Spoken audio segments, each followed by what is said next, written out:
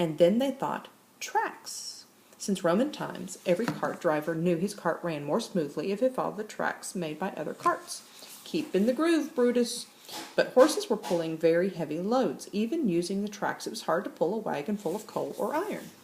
See? The horse. Then one day, a group of coal miners had a great idea. What about building iron rails for our wagons to run on? I like it. The rails were a huge success, but now the horses had to walk on the rails, and that was tricky. What was needed was an engine. See? They've got the cart on the rails, but they've got a horsey pulling the cart. In 1712, an English blacksmith invented one. It worked using steam, only it couldn't pull a wagon, so it didn't help much. Almost 100 years later, Richard Trevithick had the answer. Excitedly, he attached his engine to 5 wagons full of people. Everyone waited to see what would happen. Slowly but surely, the engine pulled the wagon along the rails. Richard Trevithick had invented the train. Wow. Pretty cool. In 1808, he built a round track in London. People paid to ride in a coach pulled by his engine. It was the very first train for paying passengers. And look, they went round and around. By the 1820s, engineers all over Europe were building and moving steam engines. Some had metal teeth on their wheels which fit into the grooves in the track. Others had large wheels which were connected by metal rods, but none of them ran especially well. See? So some had the little teeth, and some just ran in the rails. Okay. So a competition was held to test different engines. Vast crowds cheered the entrants, but only 3 reached the final. There was the Novelty, which kept breaking down, the Sans Pareil, which broke down after 8 trips, and the Rocket, which won. See? Different ones, and this is the one that won. George Stephenson and his son Robert, builders of the Rocket, were thrilled. George had already set up the first public rail service. It took passengers between Stockton and Darlington in northern England.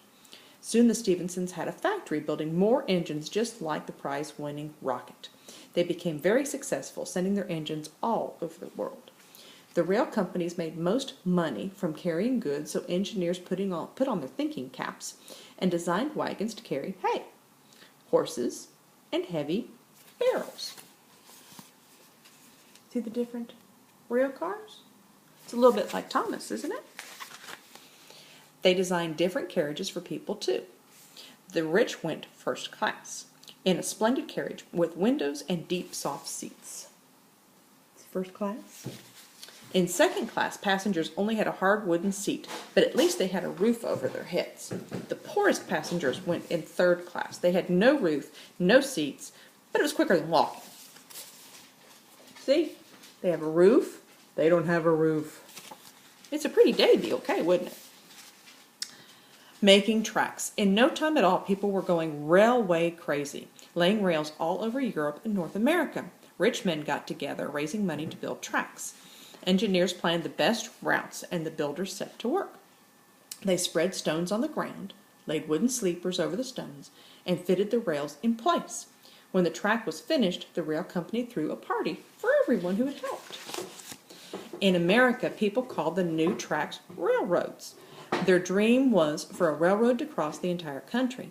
In 1862, 2 teams of builders began work, one on the east, one in the west.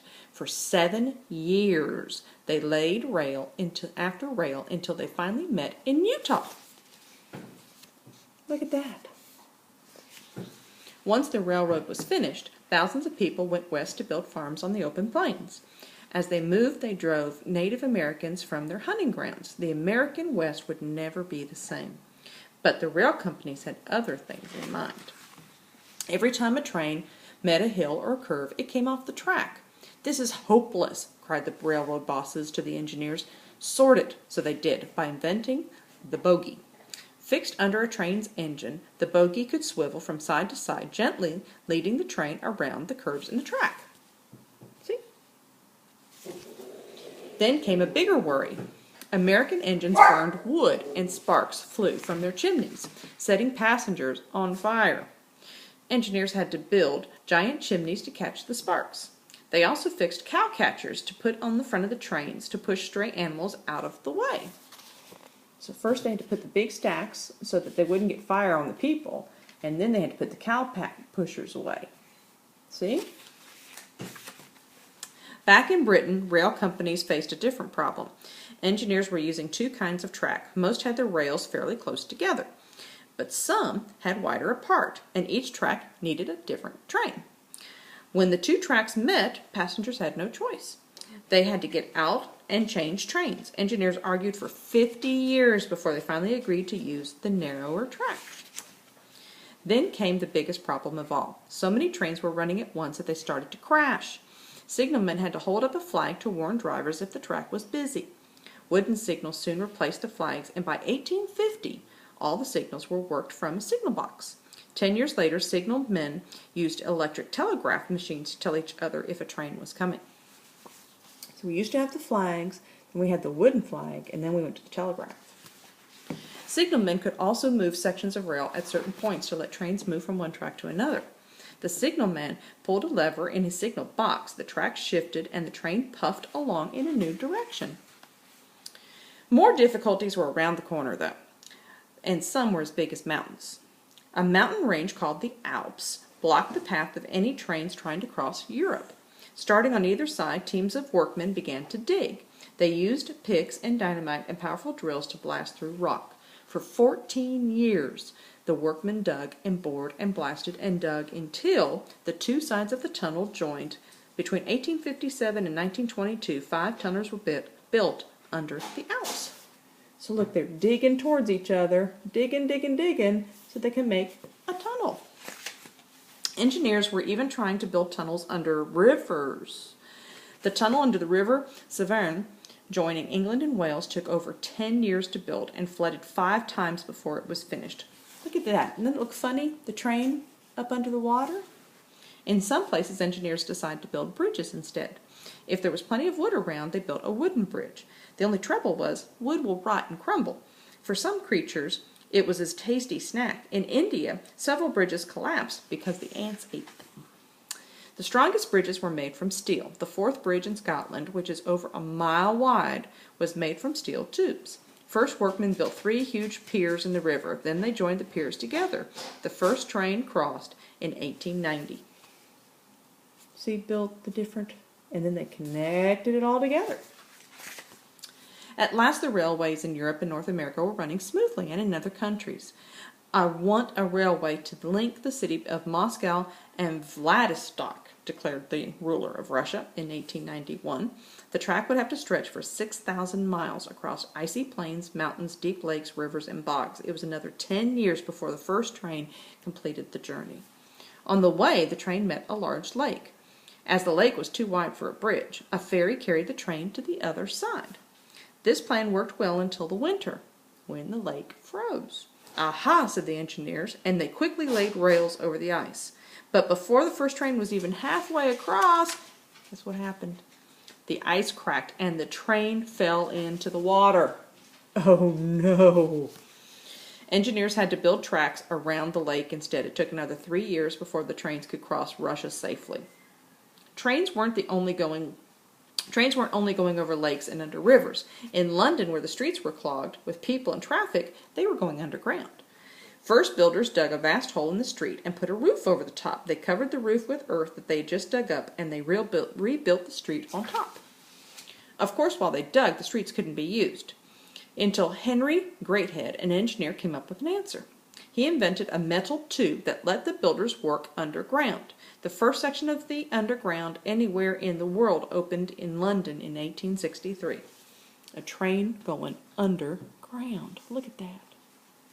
With trains running everywhere, architects designed amazing stations for them.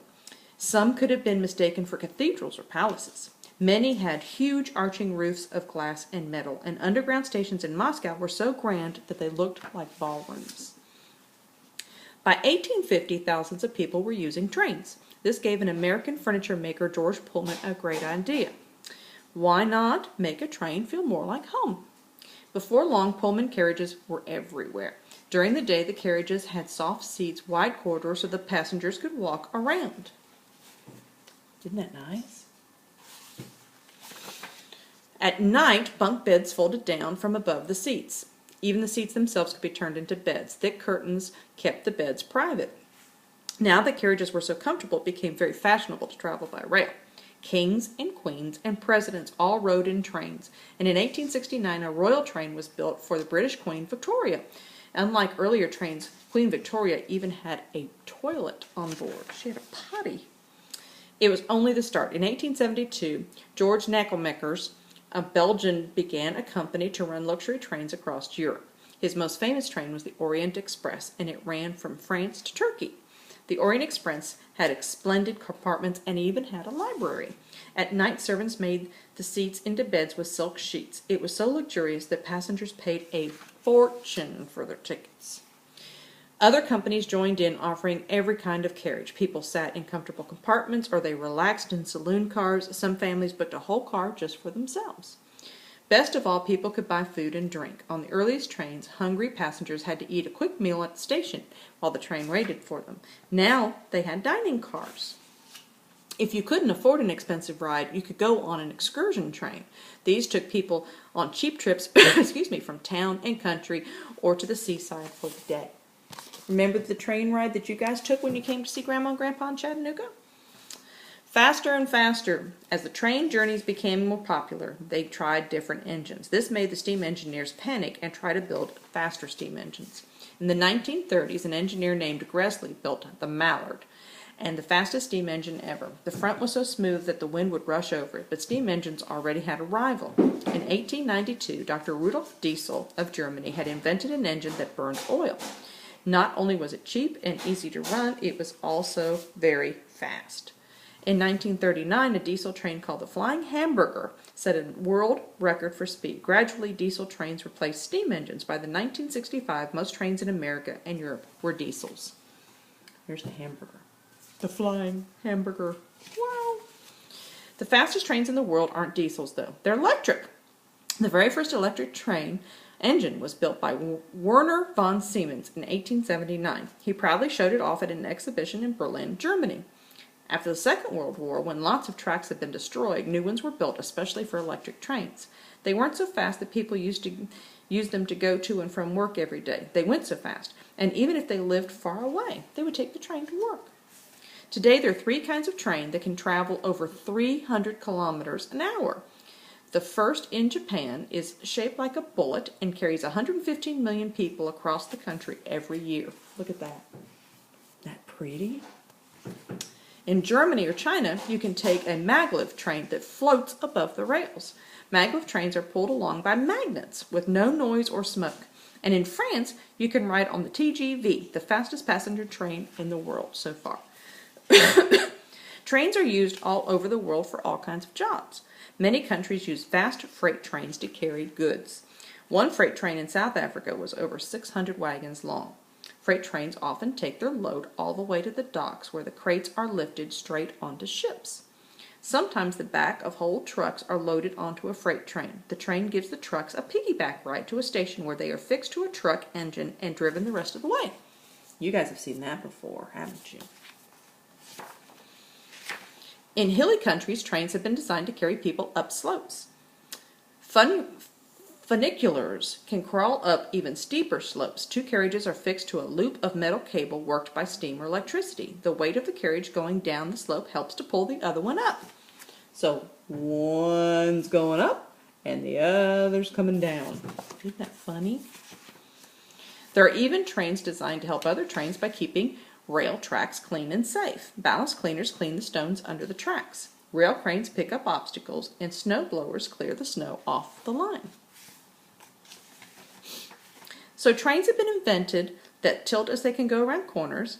They have to slow down. Other trains have to slow down as they come to a bend. Tilting trains barely pause. There are even some passenger trains that run by computers. They don't even have a driver. No driver. Trains have come a long way since Richard Trevithick's engine, which he named Catch Me Who Can, took people around and around in circles. I will send this book up to you so that you can read it yourself. Okay? Love you. Bye.